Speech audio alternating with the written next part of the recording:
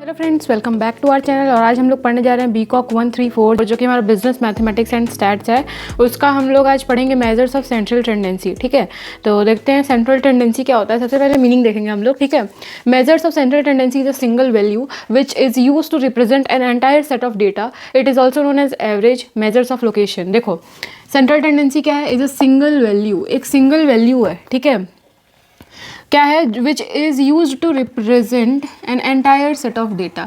देखो, central tendency क्या होता है? मेजर्स ऑफ सेंट्रल टेंडेंसी एक सिंगल वैल्यू होगी जो कि एक पूरे सेट ऑफ डेटा को रिप्रेजेंट करेगी। जैसे फॉर एग्जांपल ले लेते हैं, जैसे मेरे पास डेटा है जिसमें 15 से 20 वैल्यूज़ है मेरे पास। ठीक है, अब उसमें उसका मेजर्स ऑफ सेंट्रल टेंडेंसी क्या होगा? उसका उसमें से कोई एक वैल्यू होगी जो पूरे डेटा को रिप्रेजेंट कर रही होगी। ठीक है, तो वही होता है हमारा मेजर्स ऑफ सेंट्रल टेंडेंसी। देखो क्या है? इज अ सिंगल वैल्यू, एक सिंगल वैल्यू होगी जो रिप्रेजेंट करेगी एंटायर सेट ऑफ डेटा को, मतलब पूरे डेटा को रिप्रेजेंट करेगी, मतलब सेंट्रल पॉइंट कह सकते हैं एक तरीके से, सेंट्रल वैल्यू। ठीक है, it is also known as average. Central tendency को हम लोग एवरेज भी बोलते हैं। ठीक है, मेजर्स ऑफ सेंट्रल टेंडेंसी को हम लोग एवरेज भी बोलते हैं और मेजर्स ऑफ लोकेशन भी बोलते हैं, कि मतलब उस पूरे डेटा का एक लोकेशन मिल जा रहा है हमें। ठीक है, अब अगला चीज़ देखते हैं। 3 principal measures are widely use in statistical analysis. अब देखो, अब यही सेंट्रल टेंडेंसी को मेजर करने के लिए 3 प्रिंसिपल हैं जो कि वाइडली यूज़ किए जाते हैं। पहला है अरिथमेटिक मीन, फिर मीडियन, देन मोड। ठीक है, और आगे चल के हम डीप में पढ़ेंगे इसको एक एक करके। ठीक है,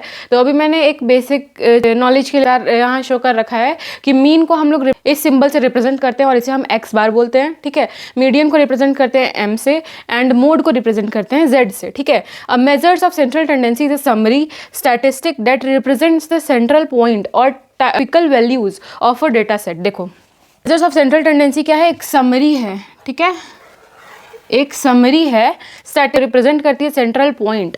क्या रिप्रेजेंट करती है? Central point. हमें सेंट्रल टेंडेंसी से एक सेंट्रल पॉइंट मिलता है। सेंट्रल टेंडेंसी एक वो जो वैल्यू है, सिंगल वैल्यू है, वो एक समरी है जो बताता है सेंट्रल पॉइंट या फिर टिपिकल वैल्यू कह सकते हो डेटा सेट का। ठीक है, तो सारा मिला के देखा जाए तो सेंट्रल टेंडेंसी जो है एक सिंगल वैल्यू होगी जो पूरे सेट ऑफ डेटा को रिप्रेजेंट करती है। तो अब इसके बाद देखेंगे हम लोग। तो हमने मीनिंग ऑफ सेंट्रल टेंडेंसी देख लिया है। ठीक है, तो अब हम लोग देखेंगे ऑब्जेक्टिव और फंक्शंस ऑफ एवरेज क्या होता है। सेंट्रल टेंडेंसी को हम लोग एवरेज भी बोलते हैं। ठीक है, तो अब to present huge data in summarised form. ठीक है, मतलब हम लोग एक बड़े डेटा को छोटे फॉर्म में दिखा सकते हैं। It is very difficult to grasp large number of numerical figures. Average summary such data into a single figure which makes it easier to understand or remember. देखो, उतने बड़े डेटा को देख के सब लोग को हेजिटेशन होता है, बट अगर कोई सिंपल एक डेटा देखेगा तो उसे ईजिली समझ आएगा कोई चीज़। तो वही है कि एक हम लोग सिंपल फिगर देख के किसी चीज़ को आराम से याद रख सकते हैं। ठीक है, और किसी चीज़ को अच्छे से समझ सकते हैं। तो वही है कि हम लोग एक ह्यूज डेटा को समराइज फॉर्म में छोटे में प्रेजेंट कर सकते हैं। टू मेक कंपैरिजन ईजियर, हम लोग 2 डेटा के बीच में कंपैरिजन ईजिली कर सकते हैं। ठीक है, average are very helpful for making comparative studies as they reduce the mass of statistical data to a single figure. अब जैसे हमने पढ़ा कि एवरेज क्या होता है? एक ऐसा सेंट्रल वैल्यू होता है जो पूरे सेट ऑफ डेटा को रिप्रेजेंट करता है। ठीक है, तो अब हमको एक फिगर मिल गया है, तो अब उस फिगर के हेल्प से हम कंपैरिजन कर सकते हैं ईजिली। ठीक है, such comparison can be made either at point of time और over a period of time. और ऐसे कंपैरिजन्स हम लोग पॉइंट ऑफ टाइम के लिए भी कर सकते हैं या फिर over a period of time, मतलब कई सालों का कर सकते हैं। ठीक है, या फिर 1 साल का कर सकते हैं कि मतलब 2010 या 2012 में ऐसा रिजल्ट रहा। थर्ड है हमारा to help in decision making. ठीक है, average provides such values which becomes a guideline for decision making. अब जैसे हमारा एवरेज से जो रिजल्ट निकलता है ना, एवरेज एक सिंगल वैल्यू हो गया जो पूरे सेट ऑफ डेटा को रिप्रेजेंट कर रहा है, तो उसको देख के हम अपने आने वाले प्रोजेक्ट्स को डील कर सकते हैं। उसके अकॉर्डिंग हमें कैसा डिसीजन लेना है कि हमारा रिजल्ट बेटर हो पहले से। ठीक है,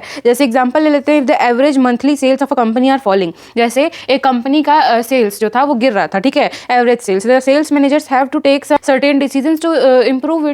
अब हमारे सेल्स मैनेजर को ये पता चल गया, एक आइडिया लग गया कि हमें अपने सेल्स को बढ़ाना होगा। ठीक है, कुछ डिसीजंस लेने होंगे जिससे हम अपने सेल्स को, मंथली सेल्स को इंक्रीज कर सकें। To know about universe from a sample, average also helps in obtaining an idea of complete universe by means of sample data. अब एवरेज क्या है? हेल्प करता है। ठीक है, कि हम लोग पूरे यूनिवर्स के बारे में जान सकें। ठीक है, bye means of sample data, हमारे पास जो सैम्पल डेटा रहता है उसके हेल्प से हम पूरे यूनिवर्स के बारे में जान सकते हैं। To trace precise relationship, average becomes essential when it is described to establish relationship between different groups in quantitative terms. ठीक है, क्या कहा गया कि जैसे हम लोग एवरेज से रिलेशनशिप निकाल सकते हैं, जैसे एवरेज से कंपैरिजन कर सकते हैं, हम लोग 2 डेटाज को, 2 रिजल्ट्स को हम कंपेयर कर सकते हैं, वैसे ही एवरेज से हम 2 रिजल्ट्स के बीच में रिलेशंस भी निकाल सकते हैं। ठीक है, base for computing other measures. Average offers a base for computing other measures like dispersion, skewness, that helps in many other phase of statistical analysis. अब एवरेज की हेल्प से हम आगे और फर्दर एवरेज का यूज़ है, ठीक है। और जैसे कि हो गया हमारा डिस्पर्जन में कैलकुलेशन में, ठीक है, एवरेज का यूज़ होता है, स्क्यूनेस के फॉर्मूले में एवरेज का यूज़ होता है, और बहुत सारे स्टैटिस्टिकल एनालिसिस में एवरेज का यूज़ है। तो ये हमारा 6 पॉइंट्स था, ऑब्जेक्टिव या फिर फंक्शंस ऑफ एवरेज कह सकते हैं, ठीक है। अब आते हैं essentials of an ideal average, मतलब क्या इंपॉर्टेंस है एक आइडियल एवरेज का। देखो, easy to understand and simple to compute, it should be easy to make out an average and its computation should also be simple. मतलब average ऐसा होना चाहिए कि जो आसानी से समझ आ जाए और इजीली कैलकुलेट हो जाए, ठीक है। It should be easy to make out an average, मतलब इजी हो कि हम एवरेज कैलकुलेट कर लें, ठीक है। And its computation should also be simple, मतलब उसको कैलकुलेट करना भी सिंपल हो। Rigidly defined, an average should be rigidly defined by an mathematical formula so that the same answer is derived by different persons who try to compute it. It should not depend upon personal prejudice और बायस of a person computing it, ठीक है। तो क्या है, an average should be rigidly defined bye a mathematical formula. अब क्या कह रहा है, देखो, मतलब एवरेज जो है वो मैथमेटिकल फार्मूले से डिराइव किया जाना चाहिए, ताकि अगर दूसरे लोग कैलकुलेट करें तो आंसर सेम आना चाहिए, ठीक है। ऐसा नहीं कि अलग अलग लोग अपने अपने अकॉर्डिंग एवरेज कैलकुलेट कर रहे हैं तो आंसर भी नहीं मैच कर रहा है, ठीक है। तो एवरेज जो है मैथमेटिकल फार्मूले से डिराइव किया जाना चाहिए जिससे आंसर सबका सेम है, ठीक है, based on all items in the data, ठीक है। इसका मतलब हो गया फॉर कैलकुलेटिंग एन एवरेज, ठीक है, each and every time of the data set should be included, not a single item should be dropped, otherwise the value of average में B change. देखो, कह रहा है कि एक एवरेज को कैलकुलेट करने के लिए, ठीक है, सारे डेटाज को लेना, कंसीडर करना डेटा सेट के इंपॉर्टेंट होता है। ऐसा नहीं कि डेटा सेट में 15 to 20 अगर हमारे पास नंबर्स हैं तो हमने एक भी स्किप कर दिया तो हमारा एवरेज जो है होगा वो वेरी करेगा, है ना, चेंज हो सकता है। तो वही है कि हमारा एक सिंगल आइटम भी मैटर करता है एवरेज के कैलकुलेशन में, तो सारे आइटम्स को कंसीडर करना इंपॉर्टेंट होता है, तो based on all items in the data, ठीक है। फोर्थ पॉइंट है not to be unduly affected by extreme items, a single extreme value, ठीक है, that is a maximum value और a minimum value can duly affect the average. A too small item can reduce the value of average, ठीक है, and too big item can inflate its value to a large extent. अब देखो क्या कह रहा है कि एक मतलब कोई जैसे होती है ना कि छोटी मिस्टेक हो गई, मान लो एक डेटा सेट में से 1 था, 1 एक वैल्यू था हमारे पास, एक डेटा था, एक वैल्यू था, ठीक है, 1 स्किप हो गया हमसे, ठीक है। तो अब लोग सोचते हैं ना कि एक नंबर था तो उससे क्या ही फर्क पड़ता है 1 नंबर से, है ना, बट वही कह रहा है कि एक स्मॉल नंबर, ठीक है, a too small item can reduce the value of average. तो एक छोटा से छोटा नंबर, ठीक है, जो स्किप हुआ है वो एवरेज की वैल्यू को कम कर सकता है, और एक बड़े से बड़ा आइटम जो छूट गया है वो एवरेज की वैल्यू को बढ़ा सकता है, ठीक है। If the average is changing with the inclusion और exclusion of the extreme item then it is not a truly representative value of the data set. अगर मतलब कोई वैल्यू छूट जाता है, ठीक है, मतलब एक बड़ी वैल्यू या वो छोटी वैल्यू हुई, मतलब एक वैल्यू अगर छूट गया हमारा कैलकुलेशन में तो वो एक ट्रू रिप्रेजेंटेशन नहीं हुआ उस डेटा सेट का, ठीक है। अब फिफ्थ पॉइंट है हमारा capable of further algebraic treatment, ठीक है, an average should be amenable to further algebraic treatment that should add to its utility. For example, if we are given the average of 3 data set of similar type it should be possible to obtain the combined average of all 3 data set, ठीक है। अब देखो क्या कह रहा है कि अब एवरेज पे फर्दर एल्जेब्रिक ट्रीटमेंट पॉसिबल है, ठीक है। कैसे, अगर हमको सेम टाइप के डेटा सेट के 3 एवरेज दे रहा है, ठीक है, जैसे मान लो हमारे पास क्लास 9th के 3 सेक्शन थे, ठीक है, 9A 9B 9C। तो क्लास 9th A के बच्चों के मार्क्स के एवरेज थे, ठीक है, 9th B के बच्चों के मार्क्स के एवरेज थे और 9th C के बच्चों के मार्क्स के एवरेज थे। तो ये टोटल जो हमारा एवरेज है, तीनों एवरेज जो है, ये तीनों तो बच्चों के मार्क्स के ही है ना, मतलब जो उन्होंने एग्जाम में स्कोर किया है, तो उसका एवरेज हम लोग टोटल कर सकते हैं, क्योंकि जो तीनों एवरेजेस कैलकुलेट किए गए हैं वो सिमिलर टाइप के हैं, ठीक है, सिमिलर टाइप के हैं, तो हम उसे ऐड करके कंबाइंड एवरेज भी निकाल सकते हैं। कंबाइंड एवरेज मार्क्स निकलेगा और क्लास 9th का मतलब ओवरऑल एवरेज क्या है, कितना स्कोर कर रहे हैं बच्चे, वो आ जाएगा हमारे सामने। सिक्स्थ है हमारे पास sampling stability, the average should have the same sampling stability, ठीक है। This means that if we take different samples from the aggregate the average of any sample should approximately turn out to the same as those of other samples. तो एक average में sampling stability भी होना important होता है, ठीक है। तो आई होप कि आपको ये दोनों टॉपिक समझ आ गया होगा, ऑब्जेक्टिव और फंक्शंस ऑफ एवरेज और essentials of an ideal average. तो आप इसको नोट डाउन कर सकते हैं, फिर मूव करते हैं नेक्स्ट टॉपिक पे। अरिथमेटिक मीन क्या होता है, ठीक है। अरिथमेटिक मीन क्या है, it is defined as the sum of values of all observation divided by the number of observation, ठीक है। देखो अरिथमेटिक मीन को डिफाइन कैसे किया गया है, it is defined as the sum of values of all the observation, ठीक है, divided by the number of observation. तो इसका जो फॉर्मूला होता है उसी को ब्रॉडली एक्सप्लेन किया है, तो वो हो गया हमारा डेफिनेशन बन गया, ठीक है। देखो ये जो हमारा फॉर्मूला है,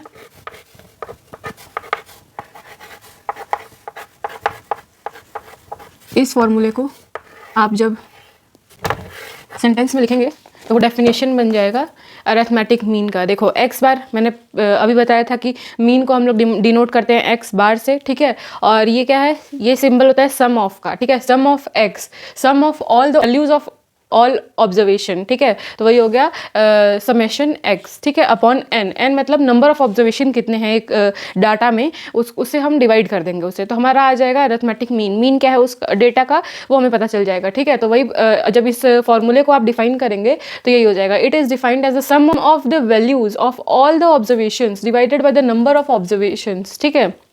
ये हो गया हमारा अरिथमेटिक मीन। और arithmetic mean is also known as mean, उसे हम छोटे में मीन भी कहते हैं, ठीक है, और एवरेज भी कहते हैं। Is usually denoted by x bar, ठीक है। एक्स बार से हम मीन को डिनोट करते हैं, ठीक है। और क्या है, काइंड्स ऑफ अरिथमेटिक मीन। यहाँ कितने काइंड्स ऑफ अरिथमेटिक मीन है, हमारे पास दो काइंड्स ऑफ अरिथमेटिक मीन है, ठीक है। एक सिंपल और एक वेटेड। एक सिंपल अरिथमेटिक मीन है और एक वेटेड अरिथमेटिक मीन है, ठीक है। और अभी हम लोग सिंपल अरिथमेटिक मीन के टाइप्स पढ़ेंगे। हमारे पास सिंपल अरिथमेटिक मीन के 3 टाइप्स हैं हमारे पास, ठीक है। इसके अंदर आता है एक इंडिविजुअल सीरीज,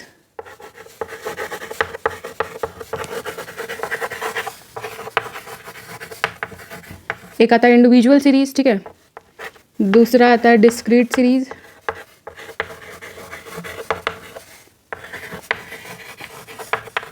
ठीक है। And third one continuous series.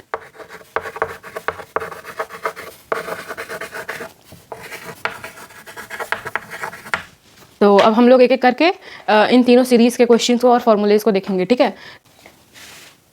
तो ये मैंने मीन के सारे फॉर्मूलेज, ठीक है, एक जगह लिख दिए हैं, आप इसे नोट डाउन कर लीजिए। फिर आगे हम लोग एक एक करके क्वेश्चन सॉल्व करेंगे, ठीक है। जैसे देखो हमने सिंपल अरिथमेटिक मीन देखा था अभी, तो सिंपल अरिथमेटिक मीन के 3 सीरीज हमारे पास उसके under individual series, discrete series और कंटिन्यूअस सीरीज। इंडिविजुअल सीरीज को एक पर्टिकुलरली देखा जाए तो उसके अंदर हमारे पास 3 मेथड्स दिए गए हैं सॉल्व करने के लिए मीन को, direct method, shortcut method and step deviation method. वैसे ही देखें तो डिस्क्रीट सीरीज में हमारे पास 3 टाइप्स ऑफ मेथड दिए गए हैं, 3 टाइप्स ऑफ मेथड दिए गए हैं, डायरेक्ट मेथड, शॉर्टकट और स्टेप डेविएशन। और ऐसे हमारे पास कंटिन्यूअस सीरीज में भी है। तो देखते हैं इंडिविजुअल सीरीज में। देखो सबसे पहले हमारे पास क्वेश्चन में ना सिर्फ एक्स दिया होगा, और जो डिस्क्रीट सीरीज का अगर हमें डिफरेंस पहचानना हो कि मतलब कौन सा इंडिविजुअल सीरीज है, पेपर में क्वेश्चन आता है कौन सा डिस्क्रीट सीरीज है, कौन सा कंटिन्यूअस सीरीज है, और हमें कब कौन सा फॉर्मूला लगाना है, तब हमें यही देखना होगा कि क्वेश्चन में सिर्फ अगर एक्स दिया होगा, ठीक है, और कहा होगा कैलकुलेट अरिथमेटिक मीन, तो वो हमारा इंडिविजुअल सीरीज दिया होगा, ठीक है। और इंडिविजुअल सीरीज दिया है तो अब हम इसमें से कोई भी फॉर्मूला लगा सकते हैं इंडिविजुअल सीरीज का, या तो हम डायरेक्ट लगाएं या शॉर्टकट या स्टेप डेविएशन,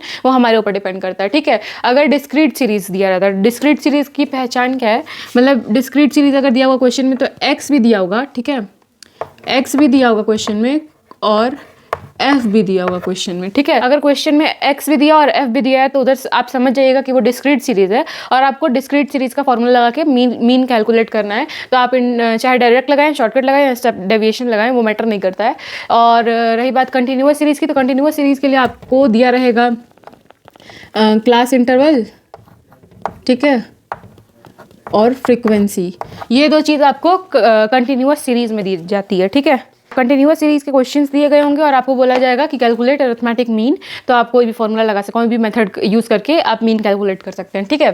तो देखो ये तो मैंने बताया कि इसको एक्स बार पढ़ते हैं, ठीक है, और इसको समेशन एक्स, मतलब कि एक्स की जितनी वैल्यू होगी उनको हम सम करेंगे, ठीक है।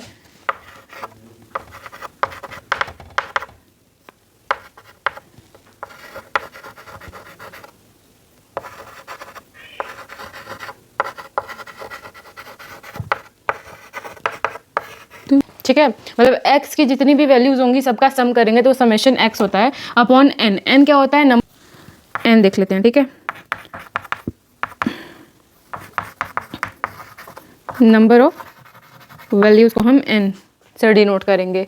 तो देखो सम ऑफ x अपॉन n करेंगे तो वो हमारा डायरेक्ट मेथड से इंडिविजुअल सीरीज का मीन कैलकुलेट होगा, ठीक है। और वही फॉर्मूला देखो a है, ये हमारा a को हम एज्यूम मीन कहते हैं, मतलब जो x की वैल्यू दी गई होगी उसमें से हम कोई एक वैल्यू को फिक्स करेंगे, ठीक है, एज्यूम करेंगे, उस मतलब उस x की वैल्यू उस सीरीज में से एक वैल्यू को हम एज्यूम करेंगे और उस वैल्यू को लेके हमें a कैलकुलेट करना होता है। फिर उसके बाद प्लस माइनस का साइन लगाए, ठीक है, a plus minus summation x by n, same formula. फिर उसके बाद आता है a plus minus summation d dash upon n into c, ठीक है।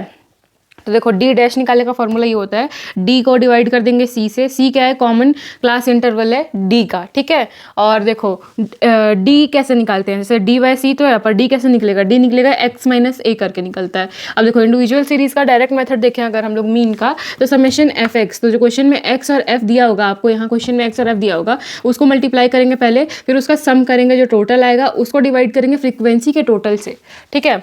जैसे देखो ये x दिया होगा, फिर f दिया होगा, तो आपको fx कैलकुलेट करना होगा, ठीक है। फिर fx का जो लास्ट आएगा उसका आप टोटल करेंगे तो हो जाएगा समेशन fx, और ये जो फ्रीक्वेंसी है इसका भी आप टोटल करेंगे तो हो जाएगा समेशन f, ठीक है। तो वही किया यहाँ पे, summation fx upon summation f, तो हमारा मीन आ जाएगा डायरेक्ट मेथड से डिस्क्रीट सीरीज़ का, ठीक है। वैसे ही सारे मेथड्स मैंने लिख रखे हैं, आप नोट डाउन कर लीजिए, उसके बाद हम लोग एक एक करके क्वेश्चन सॉल्व करेंगे। सो आई होप आपको आज के सारे टॉपिक्स क्लियर हो गए होंगे और मेरा पढ़ाई हुआ अच्छा लगा होगा। अगर आपको मेरा पढ़ाई हुआ थोड़ा भी अच्छा लगा तो आप वीडियो को लाइक कर सकते हैं और हमारे साथ फर्दर आगे ऐसे ही पढ़ते रहने के लिए चैनल को सब्सक्राइब कर सकते हैं। थैंक्स फॉर वॉचिंग, मिलते हैं नेक्स्ट वीडियो में, बाय बाय।